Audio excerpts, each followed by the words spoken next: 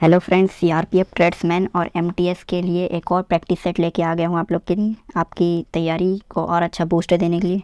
ठीक है friends, class start करते हैं। जीके से स्टार्ट करते हैं। फ्रेंड्स, आज का पहला क्वेश्चन है, लॉर्ड डलहौजी ने विलय नीति के तहत किस वर्ष झांसी का विलय किया था? तो लॉर्ड डलहौजी ने विलय नीति के तहत जो झांसी को अब अंग्रेज़ सरकार के अंदर ला लिया था वो था आपका 1854 में। ठीक है फ्रेंड्स, कहीं कहीं पे इसी विलय नीति को हड़प नीति भी कहते हैं, डलहौजी का हड़प नीति, या इसी को अन्य नाम कहते हैं वेबगत का सिद्धांत। ठीक है फ्रेंड्स, याद रखें। एक और याद रखें, लॉर्ड डलहौजी के समय ही भारत में जो है प्रथम ट्रेन चला था। मुंबई से ठाणे के बीच प्रथम ट्रेन चला था, ये भी याद रखें, कभी कभी पूछ देता है, 1853 में। ठीक है फ्रेंड्स, अगला क्वेश्चन है आपका, लक्ष्य सेन किस खेल के खिलाड़ी हैं? जो लक्ष्य सेन जी हैं वह किस खेल के खिलाड़ी हैं या इनका किस खेल से संबंध है? तो लक्ष्य सेन जी का संबंध है बैडमिंटन खेल से। ठीक है फ्रेंड्स, और बैडमिंटन की अन्य महत्वपूर्ण खिलाड़ी हैं पीवी सिंधु, भी याद रखें, पीवी सिंधु का संबंध भी बैडमिंटन खेल से है। अगला क्वेश्चन है, 1992 में सबसे कम आयु में पद्म भूषण प्राप्त करने वाले नर्तक नर्तकी का नाम क्या था? तो इनका नाम था सोनल मानसिंह जी। सोनल मानसिंह जी जो है सबसे कम उम्र में 1992 में पद्म भूषण प्राप्त करने वाली थी। ठीक है फ्रेंड्स, याद रखें, ये जो है शास्त्रीय नृत्य से संबंध है इनका, और शास्त्रीय नृत्य में ओडिसी से संबंध है इनका। ओडिसी के साथ ये भारतनाट्यम भी करती हैं, ये भी याद रखें, ओडिसी और भरतनाट्यम। ठीक है फ्रेंड्स, अगला क्वेश्चन है, भारत के संविधान में अनुच्छेद 243 के अनुसार खालिस्तान का अर्थ ग्रामीण क्षेत्रों के लिए अनुच्छेद 243 ख के लिए अधीन गठित स्वायत्ता शासन वाली एक संस्था है। तो जो पंचायत है फ्रेंड्स, वही जो है अनुच्छेद 243 के अनुसार अनुच्छेद 243 ख में ग्रामीण क्षेत्र के लिए अधीन गठित एक स्वायत्ता शासन करने वाली एक संस्था है। ठीक है फ्रेंड्स, अगला क्वेश्चन है, कौन सा विकल्प बुलिमिया का सबसे अच्छा वर्णन करता है? तो कौन सा विकल्प जो है वह बुलिमिया का सबसे अच्छा वर्णन करता है? इसका आंसर होगा खाने संबंधी विकार या खाने संबंधी समस्या, ये जो है बुलिमिया का सबसे अच्छा वर्णन करता है। अगला क्वेश्चन है, निम्नलिखित में से कौन सा संगठन भारत में निर्धनता रेखा का आकलन करने में प्रतिदर्श सर्वेक्षण कौन करता है? जो गरीबी रेखा है, निर्धनता रेखा, उसका आकलन करने में प्रतिदर्श सर्वेक्षण कौन करता है? तो इसका आंसर है NSSO। ठीक है फ्रेंड्स, NSSO, इसका फुल फॉर्म आप जो है कमेंट करेंगे अगर आपको पता होगा तो, या फिर आप गूगल से भी चेक कर सकते हैं। ठीक है फ्रेंड्स, अगला क्वेश्चन देखते हैं, उत्तर भारत के लोग किस त्यौहार पर देवी लक्ष्मी और भगवान गणेश जी की एक साथ पूजा करते हैं? तो फ्रेंड्स, याद रखें, उत्तर भारत या पूरे भारत में जो है वो दिवाली सेलिब्रेट की जाती है, मनाया जाता है बहुत धूमधाम से, और दिवाली के समय ही देवी लक्ष्मी और भगवान गणेश की पूजा जो है एक साथ करते हैं, क्योंकि धन की देवी होती है लक्ष्मी जी, और जो दिवाली का त्यौहार है उस समय धन की देवी लक्ष्मी जी की पूजा की जाती है। अगला क्वेश्चन है, विश्व के कुल पृष्ठीय क्षेत्रफल में भारत का कितना हिस्सा है? तो विश्व के कुल पृष्ठीय क्षेत्रफल में भारत का हिस्सा है 2.4%। ठीक है फ्रेंड, ये याद रखें, और इसके साथ ये भी याद रखें, जो भारत है, भारत विश्व का 7वां सबसे बड़ा देश है।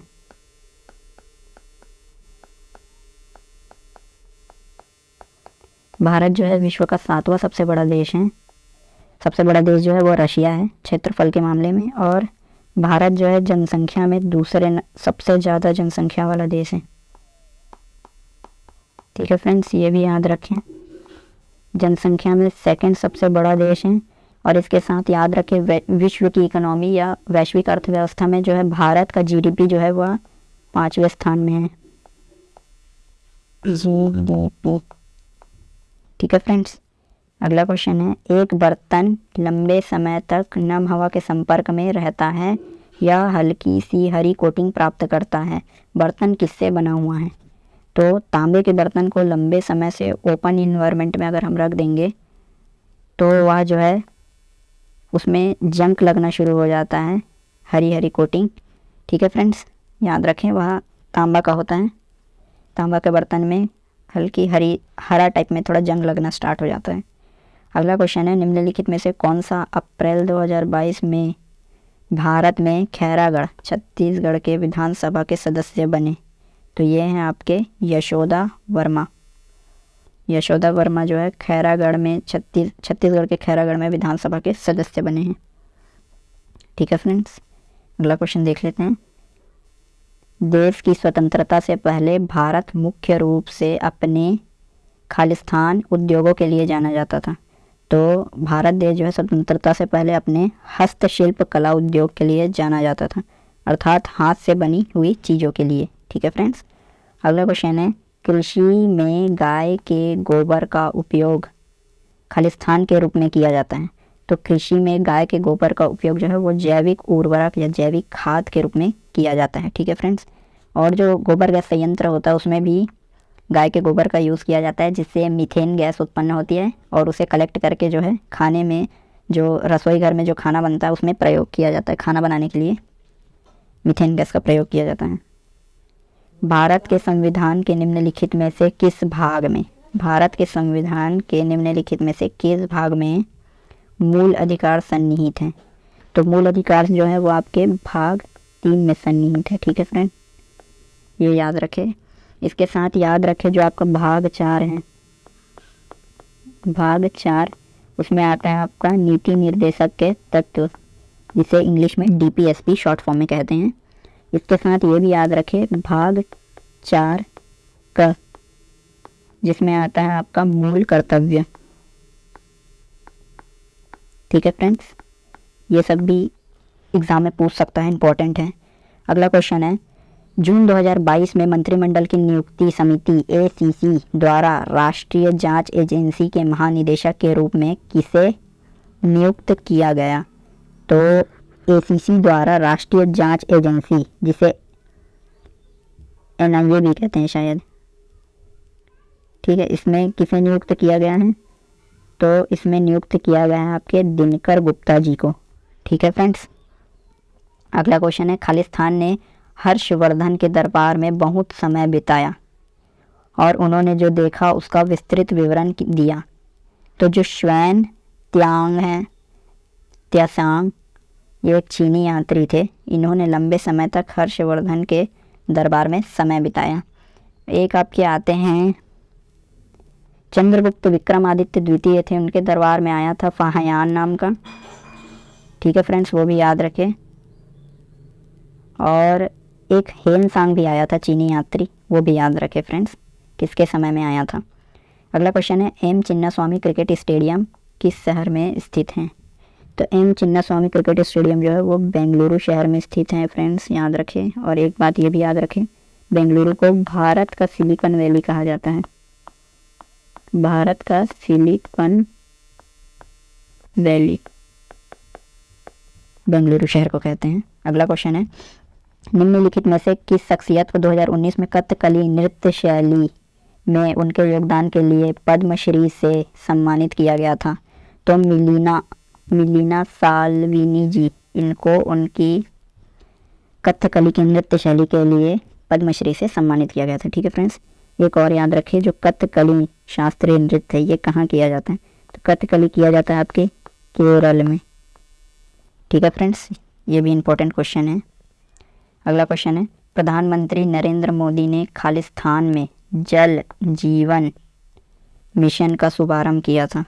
तो जल जीवन मिशन का शुभारंभ नरेंद्र मोदी जी ने सन 2000 में किया था, 2019 में किया था, सॉरी, जो 2019 है उसमें जल जीवन मिशन का शुभारंभ हुआ था। अगला क्वेश्चन है, कच्चे तेल, पेट्रोलियम उत्पादों और प्राकृतिक गैसों को स्थानांतरित करने के लिए परिवहन के किस साधन का उपयोग किया जाता है?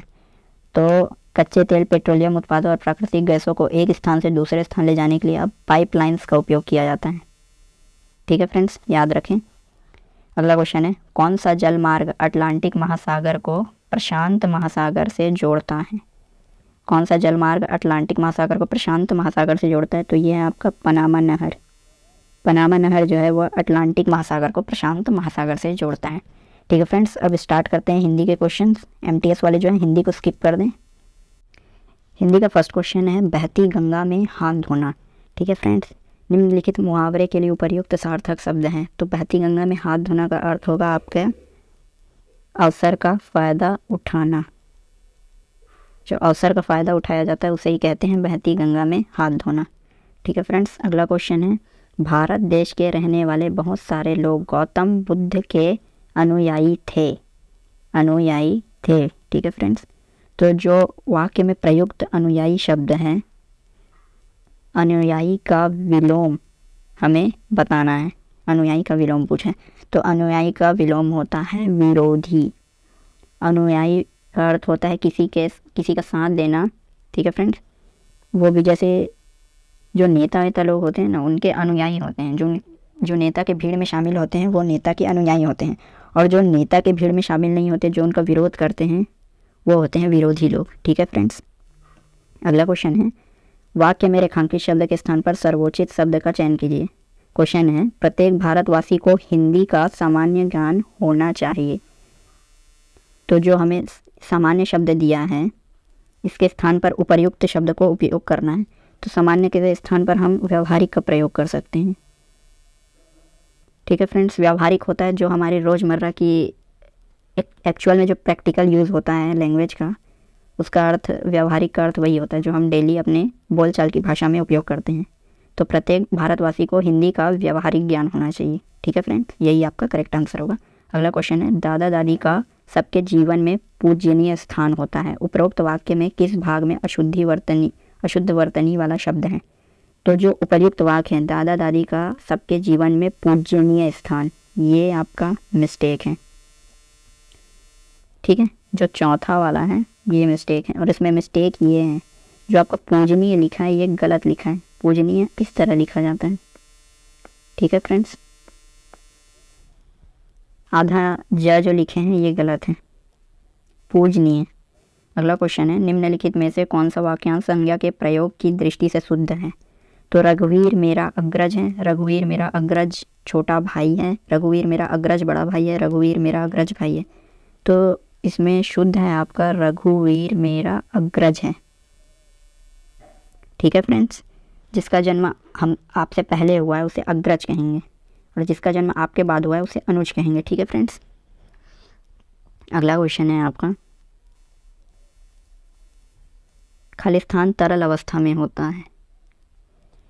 तो रिक्त स्थान की पूर्ति करना है उचित संज्ञा शब्द का प्रयोग करके। तो सुंदरी तरल अवस्था में होता है क्या? नहीं, सुंदरी तरल अवस्था में नहीं होता है। कुछ तरल अवस्था में, तो वो कुछ में क्या है जो तरल अवस्था में होता है? वह तरल अवस्था में होता है नहीं। ये तीनों सूट नहीं कर रहा है। आपका सूट कर रहा है आंसर पारा। पारा जो है एक धातु होता है जो तरल अवस्था में पाया जाता है। ठीक है फ्रेंड्स, अगला क्वेश्चन है निम्नलिखित वाक्यांश के लिए उपयुक्त शब्द का चयन कीजिए और विकल्पों में से कीजिए जो प्रमाण द्वारा सिद्ध ना हो सके। जो प्रमाण द्वारा सिद्ध ना हो सके उसे कहेंगे हम अप्रमेय। ठीक है फ्रेंड्स, और जिसे प्रमाण द्वारा सिद्ध किया जा सके उसे कहेंगे हम प्रमेय। ठीक है फ्रेंड, अगला क्वेश्चन है जो अपनी जगह से ना डिगे वाक्यांश के लिए उचित शब्द बताइए। तो जो अपनी जगह से ना डिगे उसे हम कहेंगे अडिग। ठीक है फ्रेंड्स, अडिग इसका आंसर होगा। अगला क्वेश्चन है लाल किला भारत की खालिस्तान इमारत है। वाक्य में रिक्त स्थान की पूर्ति शुद्ध शब्द द्वारा कीजिए। तो ऐतिहासिक ये सही लिखा है क्या? नहीं, ये गलत लिखा है वर्तनी की दृष्टि से। ऐतिहासिक ये भी वर्तनी की दृष्टि से गलत है। ऐतिहासिक ये भी वर्तनी की दृष्टि से गलत है। जो तीसरा वाला ऐतिहासिक है ये सही लिखा है फ्रेंड्स। तो इसका आंसर यही होगा। लाल किला जो है भारत में ऐतिहासिक इमारत है। ठीक है, लाल किला भारत की ऐतिहासिक इमारत है। अगला क्वेश्चन है निम्न में से किस वाक्य में गंगा के सही पर्यायवाची शब्द का प्रयोग हुआ है। तो गंगा का सही पर्यायवाची जो है कालिंदी में स्नान करना लाभदायक है। कालिंदी जो है वो गंगा का पर्यायवाची नहीं होता। कालिंदी जो है वो यमुना का पर्यायवाची है। ठीक है फ्रेंड्स, ये भी याद रखें। तो ये गलत हो गया। देव नदी, देव नदी जो है वह कहते हैं आपके गंगा नदी को। ठीक है फ्रेंड्स, तो सेकंड वाला हमारा आंसर जो है वो सही होता है कि देव नदी गंगा। और गंगा के ना जो अन्य पर्यायवाची शब्द है वो भी याद रखें। जैसे गंगा को कहते हैं भागीरथी,